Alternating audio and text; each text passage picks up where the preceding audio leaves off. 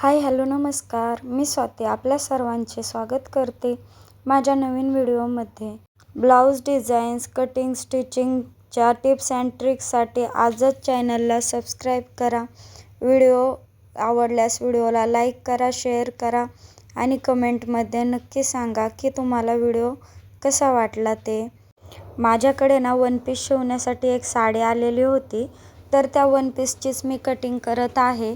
तर बघा, ही जे आहे ना, तिचे माप जे होते ते 32 इंचाचे होते. पुढच्या साईडने असा पंचकोनी गळा तिला करायचा होता आणि उंची जी आहे ना ती पुढची मी 14 इंच घेतली होती. वरच्या भागाची जी आहे ती 14 अधिक 1 15, म्हणजे सेम आपण ब्लाऊज जसा कट करतो ना त्याच पद्धतीने हे देखील कट करायचे असते. फक्त त्याला ना मधला जो आपण प्रिन्सेस कट म्हणा, कटोरी म्हणा, फोरटक्स म्हणा, तो आकार फक्त द्यायचा नसतो. बाकी सगळं म्हणजे त्याच पद्धतीने आपण कट करून घ्यावा लागतो. तर पुढचा भागचा भाग मी कट करून घेतला आणि नंतर मग जे आपलं चुन्या पाडतो ना, त्या अस्तरला पण चुन्या पाडण्यासाठी मी अशा पद्धतीने ते करून घेतल्या आणि अस्तरची हाईट किती ठेवायची ह्याचं जरा गणित जुळवून घेतलं. त्यानंतर मग ह्याचं हे बघा, अशा पद्धतीची हिची जी आहे ती साडी होती. तर यातला जो पदर होता ना हा पूर्ण वेस्ट होता. तिला पदरापासून काहीच करायचे नव्हते त्याला. म्हणजे तिने ना काय केलं होतं माहिती आहे का, मला 3 फोटो पाठवले होते.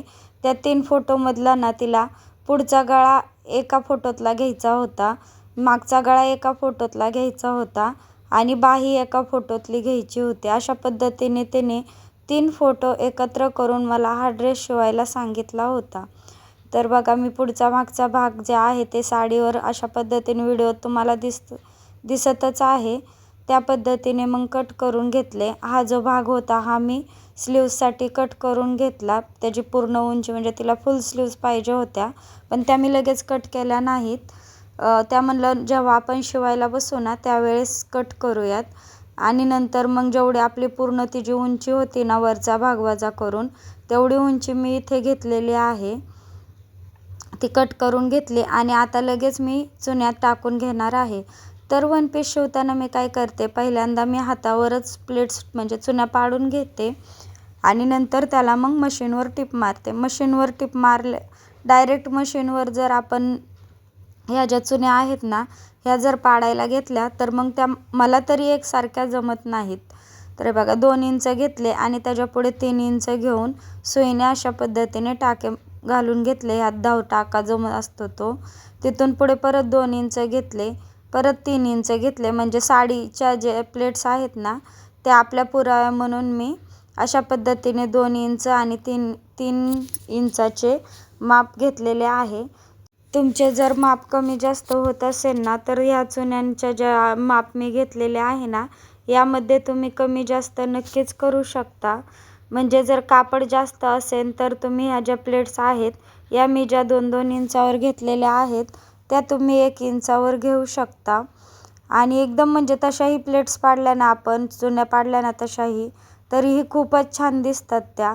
पण हे कापड जरा अपूर्ण होते, कारण की पदर तर आपण ऑलरेडी कट केलेला होताच आणि त्यामध्ये याची जी बाही होती तीही खूप मोठी होती पूर्ण.